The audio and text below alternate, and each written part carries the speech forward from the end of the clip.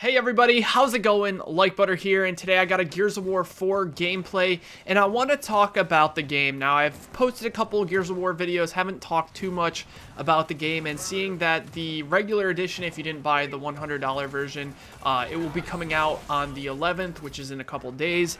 I want to give you my overall opinions of the game, and if I think that you would be interested in buying this game if you've played past Gears of Wars, or if you've never played a game in the series whatsoever. So, overall, I have to say that I am very, very impressed with how far this game has come from the beta. Now, if you guys remember the beta, which was actually an alpha that happened back in late summer, it was very, very unfinished, and the game looked very, very undone. And I understand that, with an alpha and a beta, that usually happens, but just 5 months before a game comes out, you would think that things look a little bit better than they did. Now, the reason they looked like that is because it was only running in 55 frames, and they weren't using the system that they're using in this game currently, which is the same system that they used in Halo 5 in order to get a steady frame rate. So basically how it works is, every part of the map, every type of, little gunfight, or when somebody blows up, you guys know Gears of War, there's a lot of gore. When there's a lot of stress in a certain portion of the map, it can cause frame drops. And when it causes frame drops, it really affects the experience, it affects the gameplay, and that's not cool, right? Like, that's the most important thing of, a game. And in the alpha, or in the beta, it really happened quite a lot. This is a problem you've seen on maps such as Process in the Ultimate Edition. Same thing. You'd start to get drop frames. It ended up being kind of a hassle. So what they did is they did this this system, like I said, that Halo 5 did, where your resolution actually changes on the fly when you're about to start to drop frames. Kind of much how Netflix. I don't know if you guys, for those of you guys who watch Netflix, when your internet connection starts acting a little bit slow, it'll kind of lower the resolution of the picture until your internet speed picks back up so that it doesn't end up loading. Very similar actually. So when you look way off into the distance, sometimes you can see it's very, very blurry. Now, this affects snipers sometimes, but for the most part, if you're going to be sniping across the entire map, you're going to be, zooming in on your sniper rifle anyways. Now, unfortunately, in Gears 1, you could no-scope across the entire map. It's very hard to do that in this game because of that blurriness of things in the distance. However, the fact that it makes it such a smooth experience, it also makes the game look so beautiful, is awesome. Now, I really think that the Xbox One holds this game back quite a bit. I haven't played the PC version of this, but I've seen screenshots, I've watched videos, and it looks amazing. They don't have to, the background doesn't get blurred. It just looks phenomenal. It runs in smooth 180, almost 200 FPS. And the reason I don't play it on PC is because Gears of War has a tough time holding a fan base on PC, much like Call of Duty does. And it's very, very popular on Xbox because it's obviously one of the Xbox exclusives. And from Gears of War 2 all the way to Gears of War Judgment, it was exclusively an Xbox only game. There was no PC support for it.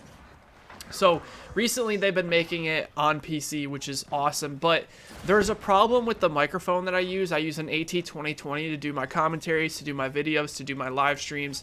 And there is a problem with Windows 10 where they kind of, the levels of the microphone when you go to recording devices are different. So what happens is when I get loud, it makes the mic crackle. So I can't upgrade to Windows 10, unfortunately, because it would make all my commentaries, all my gameplays sound like complete shit if I ever got loud. And you guys know I'm a pretty big rager and I like yelling a lot. So that would ruin a lot of good moments. So I just can't upgrade to Windows 10. It's unfortunate and I'm sad. And I think Windows 10, as far as the UI goes and everything else, it looks very good. So, but from what I've seen, the Windows version looks amazing. No stuttering, no nothing. I heard some people had problems downloading it, but overall, just super good, right? So let me know in the comment section below if any of you guys have this for Windows 10. Let me know how it runs. I'm very interested in that.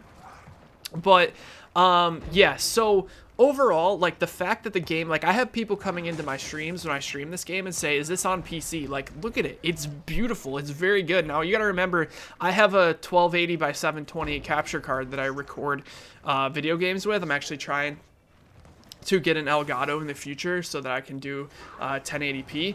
But, like, even in 1280, 720p, it looks phenomenal. Like, they made this game look gorgeous. Now, there is a lot of problems with the game that I'm going to go over, and when I say a lot, it's really not too many things. I overall really enjoy this game. This is probably one of the best experiences I've had on a game since Gears of War 3. Now, Gears of War 3 I really liked, but there were some big problems in that game that held it back quite a bit, such as the Retro Lancer and, like, the sawed-off shotgun and how strong grenades were, and there was just a bunch of problems. But the game, to its core, was phenomenal. It was a very, very good game. This is the same. Like, there is a great foundation here for them to grow on, which is great. They did the complete opposite that 343 did, and I can't stress enough how important this is to Gears of War fans and to people who want to pick up the franchise for the first time, to be able to experience a game that feels like Gears. I can honestly say that this game feels like Gears. And I can't say that for a game like Halo 4 or Halo 5. Like, although Halo 5 is a fantastic game and I think it's doing well and, the competitive scene's doing well, I honestly think that when 343 got the Halo franchise, if they kept the core elements the same as like the Halo 2 and Halo 3. Now, I understand they need to innovate, right? But you can't change the formula of a game that's been around for so long, that has been so successful. It'd be like Counter-Strike, right? Counter-Strike has been out since the 90s, I think. It might have even been out before then, I'm not sure. But Counter-Strike's been out for a very long time. And you can see that, like, every single Counter-Strike that comes out, like even with CSGO in current days, like the formula for the game never changed. Like obviously like gun patterns and other stuff changed, but you don't have sprint, you don't have like I don't know, overcover mechanics and like proning and like all this weird stuff that wouldn't make sense in Counter-Strike. You don't have any of those things. The elements and the formula of the game stayed exactly the same, which is why I believe today Counter-Strike still stands as one of the most popular shooters of all time. And I think if they did that with Halo and kept the formula the same, instead of adding jump packs and sprint and increased map sizes and extra players on each team and all these other things, like I think if they just expanded on some of the game modes, made the graphics better and made new maps, new weapons, and kind of innovated that way instead of changing the formula, that Halo would be in a much better place than it is right now. Now, the Coalition did the correct thing and made Gears of War 4 feel like a Gears of War game, but also makes it feel different enough where it doesn't feel like you're playing the exact same game that we've been playing for 10 years. And I can't stress enough, as a Gears fan, as somebody who's been playing Gears of War since the first month in 2007, I can't be more thankful for them to keep it this, Gears-like and this core to, how awesome a Gears of War experience has been. So, with that being said, the sniper rifle is great, the shotgun's great. Some people are having problems with registry with the shotgun. I really haven't had any. The servers have been pretty good for the most part. You'll see some lag here and there. The matchmaking is atrocious right now, but I'm sure those problems will get ironed out as time goes on. Sometimes you'll sit there and you'll load the map for a good, 3, 4, even 5 minutes, and it just takes forever. But the ranking system is really cool. It's a competitive based ranking system unless you're playing social like I am here. Then it kind of just cycles through all the game modes and you get to play a little bit of everything, which I think is awesome. And you can't stack teams, which is also cool. It's like duo queue. You can only queue with 2 people. So you're not in a social game playing against a stacked team who's running strats, you guys know in Quick Match and Gears 3, you would come across those teams all the time. So, like, the ranking system and all that stuff is so super cool. I do want to see, however, they need to have your ranking system more obvious. Like, if you're not the party leader, you can't even check your rank until you back out of the party and go to search for a game. Like, they need to make it much more obvious. They need to put your rank, plaster your ranks for each division or each game mode all over the screen. Like, seriously, have it right in your face so people know what rank they're in and they know, you know, what to go for and what goals. And like, there's been so many times where my entire team's just like, yeah, I have no idea what rank I am, and me being the leader of the party, I can tell exactly what rank I am. So, you know, because at the end of the game, you only get to see it for a short amount of time, and it's really hard to see off the little tiny icon, you know, what rank that is. So, like I said, I think that would be a really good change. A lot of the skins in this game are fantastic. You know, they're doing the microtransactions, which I thought would be a pretty good idea. A lot of people seem to be semi-happy with it, although I think the credit system needs a complete revamp. Like, the credit system is so bad right now. Like, for winning a match, you get about anywhere between 40 to 50 credits, or 30 to 50 credits, depending on what game mode you're playing. And I don't think you guys understand what a small amount 50 credits is for games that last like anywhere between 10 to 15 minutes. Only getting, like, say, even if you win, like, you have to win to get the match bonus. So if you're losing matches, you're only getting anywhere between like 9 to 15 credits, if that, depending on how much XP you get on how many kills.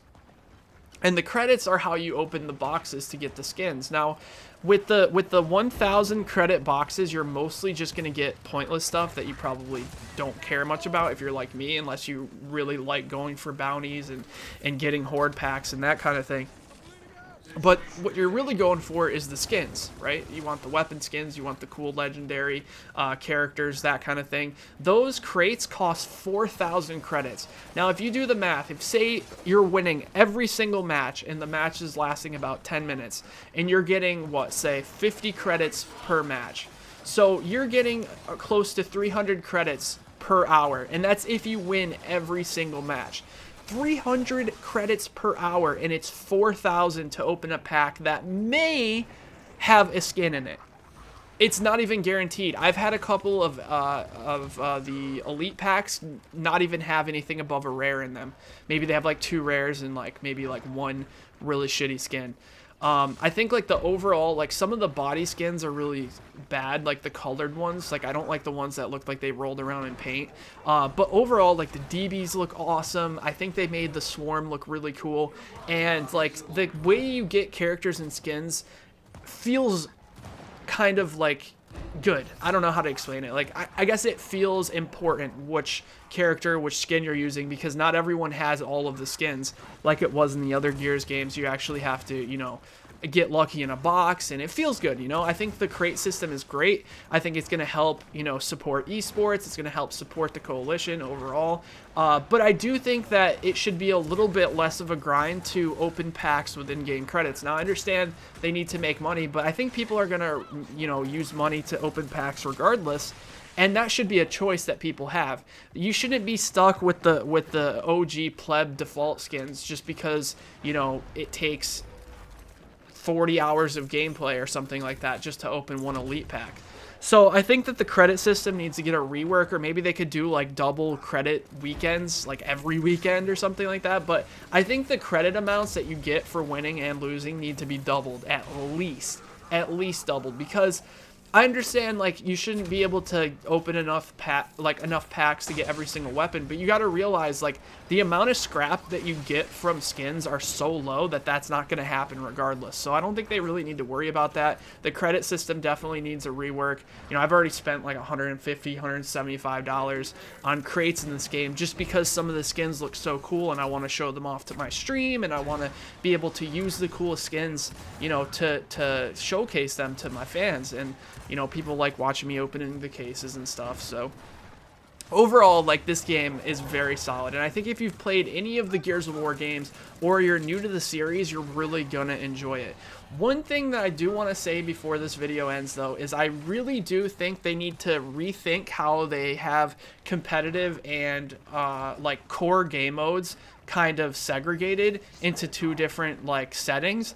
I don't like that at all. I don't think that players who are maybe casuals or like playing ranked should have different weapon tunings than the competitive players or people who can play competitive playlists, because the people who play casually, like myself and a lot of the people who watch me, aren't really going to be able to relate or even care about the competitive side of things, because it's harder to relate because of the different game modes and the different weapon tunings. So I really wish that they just had all the same weapon tunings for all of the game modes and all the playlists, because I think people who watch competitive who don't play competitive need to be able to relate in some way, shape, or form. So anyways, I want to thank you guys so much for watching this video. I definitely think that this game's worth picking up. This has been my first impressions. It may change, you know, in the future. I may like it even more. They may make some changes to fix things. If I missed anything, be sure to leave a comment in the comment section below, and I'll talk to you guys next time. Take care, everybody.